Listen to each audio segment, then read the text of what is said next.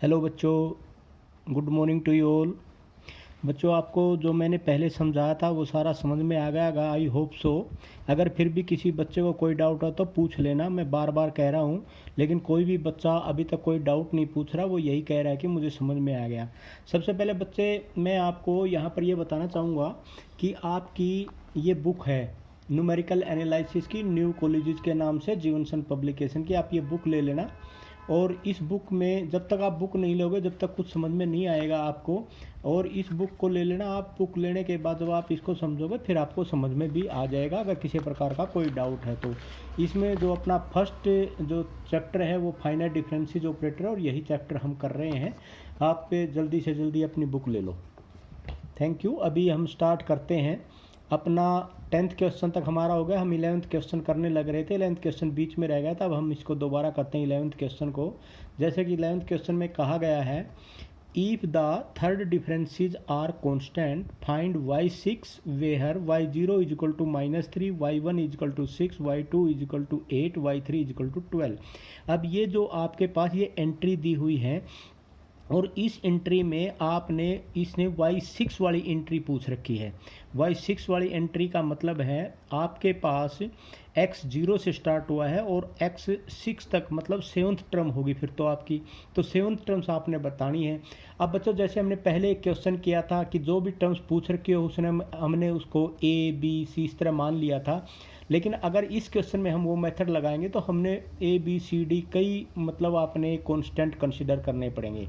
तो जब ऐसे बात आती है, जब हम कई कांस्टेंट कंसीडर करते हैं तो हम ऐसे मेथड से नहीं करेंगे, हम इसको दूसरे मेथड से करेंगे। वो मेथड क्या है अभी देखते हैं।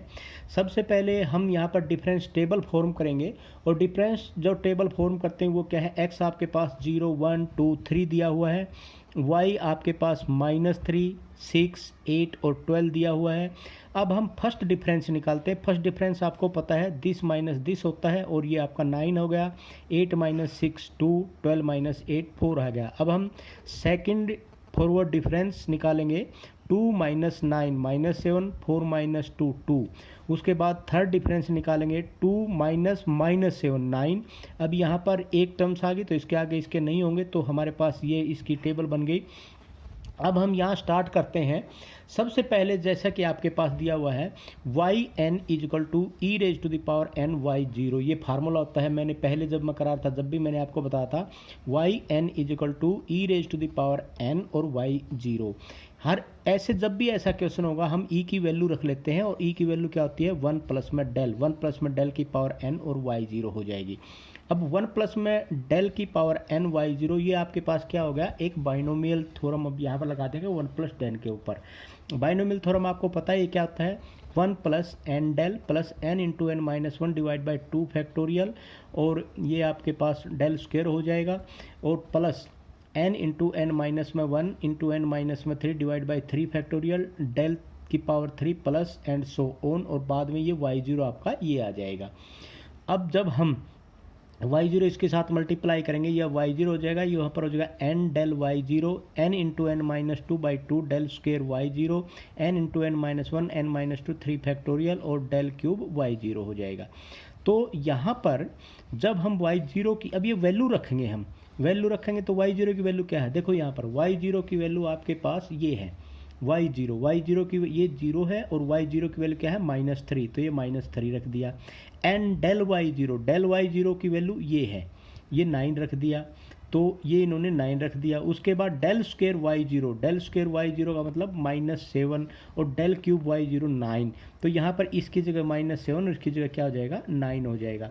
अब इसको खोल लेंगे, खोलने के बाद आपके पास ये टर्म्स आ गई, जो कट रहा है उसको काट देंगे, मल्टीप्लाई करने के बाद ये आ जाएगा। अब ये अपने पास किसकी वैल्यू है, ये अपने पास yn की वैल्यू आई, yn। अब हमें क्या चाहिए, हमें चाहिए y6, तो n is equal to y6 रख देंगे। तो y6 इज इक्वल टू, जब इसको इसकी जगह रख देंगे तो ये आपके पास क्या आ जाएगा 126। इसका मतलब जब आप यहाँ पर 4 5 6 में जब आप जाएंगे, ये y0 y1 y2 y3 y4 y5 y6, जब हम y6 पे जाएंगे तो इसकी वैल्यू क्या हो जाएगी 126 हो जाएगी। तो ये था बच्चे आपका क्वेश्चन नंबर 11। अब एक क्वेश्चन और बच गया आपका, क्वेश्चन नंबर 12 इस एक्सरसाइज का। ये क्वेश्चन भी हम कर लेते हैं। Find the polynomial of lowest degree. देखो ये क्वेश्चन और पहले वाला क्वेश्चन बिल्कुल सेम टू सेम है। Find the polynomial of lowest degree which satisfies the following set of numbers. अब ये आपके पास क्या दे रखा है, ये दे रखी है आपके पास एंट्री 0, 7, 26, 63, 124, 215, 342, 511। अब इसमें सबसे पहले हम क्या करेंगे, सबसे पहले हम डिफरेंस टेबल बनाएंगे। Difference table, forward difference table बनाएंगे। आर्गूमेंट तो आपने वही कंसीडर करने हैं 0, 1, 2, 3, 4, 5, 6 एंड 7, और इसके आगे आपने ये एंट्री लिख ली जो आपको दे रखी है। उसके बाद हम निकालेंगे del y, first forward difference. First forward difference आपको पता है दिस माइनस दिस इन दोनों के बीच में लिखा जाएगा, दिस माइनस दिस इन दोनों के बीच में, दिस माइनस दिस इन दोनों के बीच में, इस तरह करते करते ये आपके पास फर्स्ट डिफरेंस आ गया। उसके बाद second difference this minus this, तो दिस माइनस दिस ये आपके पास सेकंड डिफरेंस आ जाएगा। उसके बाद फिर आपने डेल 3y ये थर्ड डिफरेंस आ गया।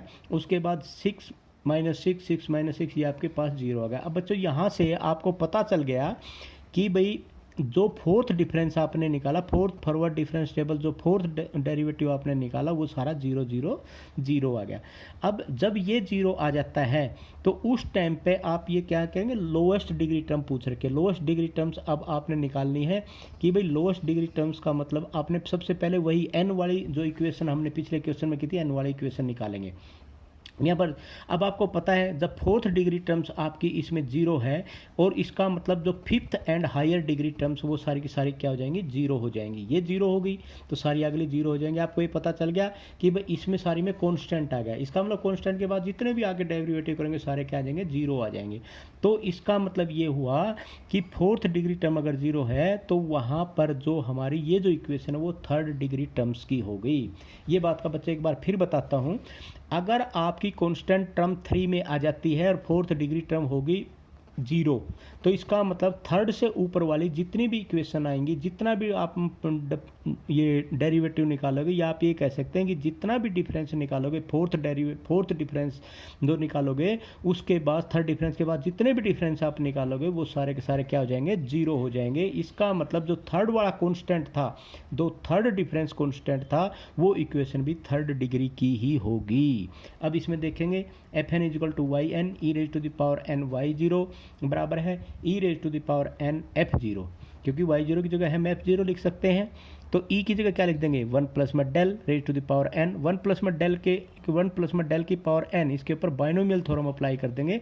ये आपने बाइनोमियल थ्योरम अप्लाई कर दी। 1 प्लस n डेल्टा प्लस में n into n minus 1 divide by 2 del square plus में n इंटू एन माइनस में 1 n माइनस में 2 3 factorial del cube plus n into n minus 1 n minus 2 n minus 3 del 4 और y0 और y0। अच्छा, अब एक चीज़ और आपने ध्यान देखनी है, अगर आप यहाँ डेल 4 नहीं भी लिखना चाहते तो आपकी इच्छा थी, नहीं लिखते, लेकिन क्योंकि डेल 4 जो आपका है वो सारा का सारा क्या आया हुआ है, 0 आया हुआ है, तो इसलिए आपने ये लिखने की जरूरत भी नहीं थी, फिर भी लिख दिया तो कोई बात नहीं। अब इसको खोल देंगे, y0 सारे में मल्टीप्लाई कर देंगे, y0 n del y0 n into n minus 1 divide by 2 del square y0 n into n minus 1 n minus 2 divide by 6 3 factorial को खोल दिया 6 डेल 3 y0। अब ये आगे लिखा ही नहीं है, इनकी वैल्यू रख दो। अब यहाँ पर देखो डेल y0 की वैल्यू ये 7, डेल स्क्वेयर y0 की 12, डेल क्यूब y0 की 6, और आगे आपने है नहीं, यहाँ पर आपका क्या आ गया, ये आ गया आपके पास डेल स्क्वेयर y0 की क्या है 12 और डेल क्यूब y0 की 6 है।